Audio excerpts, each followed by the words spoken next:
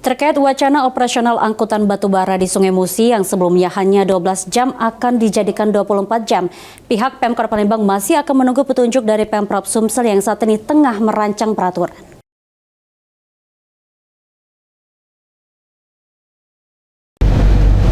Oke, sudah semuanya ya?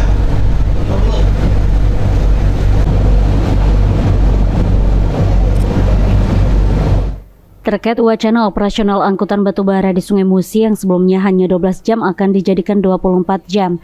Ditemui pada Selasa 29 April 2025, Wali Kota Palembang Ratu Dewa mengatakan jika hal tersebut bagian dari pengayaan materi dalam peraturan daerah atau Perda dan akan menjadi bahan pertimbangan untuk disampaikan ke pemerintah provinsi atau Pemprov Sumatera Selatan.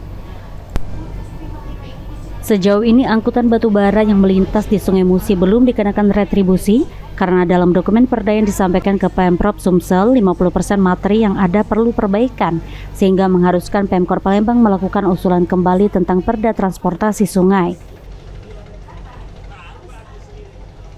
Regulasinya kan 12 jam sebelumnya, jadi 24 jam untuk lalu lintas sungai ini seperti apa? Ada persiapan nggak Pak? Saya kira beberapa hal itu bagian dari pengkayaan ya, pengkayaan materi dalam sebuah peraturan daerah atau perwali. Ini juga jadi bahan pertimbangan yang kita sampaikan kepada pemerintah provinsi kalau kaitan itu.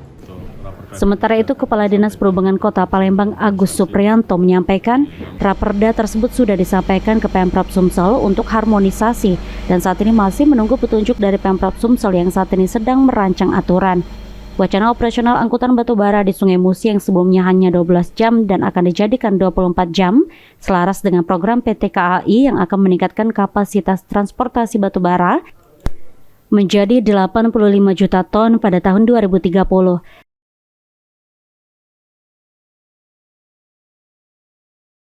Raperda kami sudah kami sampaikan di provinsi untuk harmonisasi, ya, namun kami masih menunggu petunjuk dari provinsi, karena di provinsi sendiri dia sekarang sudah membuat aturan juga, makanya nanti aturan kami yang kami buat harus selaras dengan yang sekarang mau dibuat oleh provinsi, karena ada program dari PT KAI, dia akan meningkatkan kapasitas untuk batubara 85 juta ton setahun.